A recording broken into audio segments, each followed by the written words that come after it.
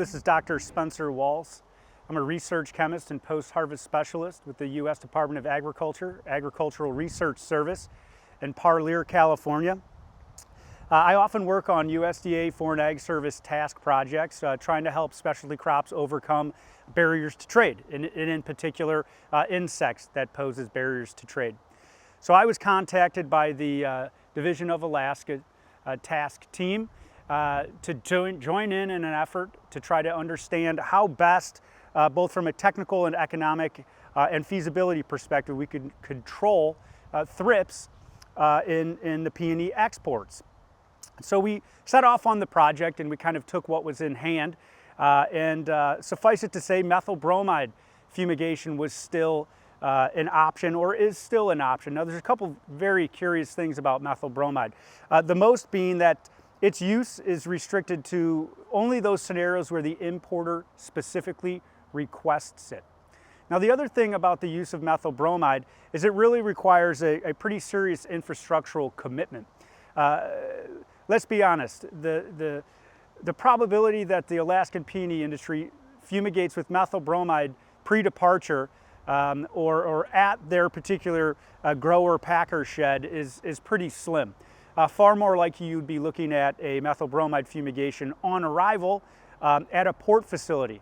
Now, on arrival methyl bromide fumigation typically means that the flowers need to be warmed after they've been cooled, so warmed and then treated. And this particularly does not do the flowers very well. So we did look at methyl bromide in the context of optimizing how little methyl bromide we could potentially use if a trading partner ever did demand its use as a means or mechanism to rid the peonies of thrips or really any of the other surface feeding insects. So after we took a look at methyl bromide, we then transitioned into ethyl formate. Now, ethyl formate is a generally recognized as safe or GRAS alternative to methyl bromide. A really unique feature about ethyl formate is that it can be used as close to the field as possible. So here I have a mock-up of a tarpaulin system. Imagine cutting the flowers, putting them into the tarpaulin structure immediately, still under field heat. In a volume about a half a cubic meter there, you would only need to apply 500 microliters of ethyl formate for 1 hour. Then you would remove the tarp and you would take your peonies and you would pack them in cold storage just as you normally would and proceed in a regular fashion. So you may be asking, why gases? Well, we use gases because they work. The case in point here, we also investigated the use of two pesticides as fogging treatments post-harvest for thrips control in peonies. And while they did a pretty good job of cleaning off or controlling the thrips that were on the outside of the bud, they do not get any of the thrips on the inside. This is just an artifact of using a contact insecticide, and it just unfortunately doesn't work very well. We used two contact insecticides, a pyganic or pyrethrin, trade name Evergreen, which is about as soft of a chemistry as you can have in a post-harvest context.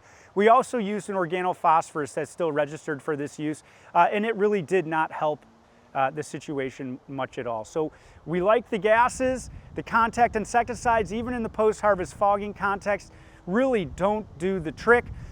We can potentially look at some surfactants and their ability to enhance toxicity, and we'll be doing that in this fifth and final year.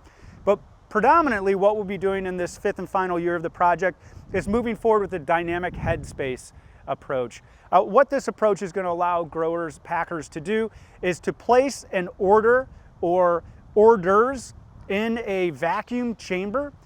Once inside the vacuum chamber that can be stored at, say, 45 to 30 degrees, the air is removed.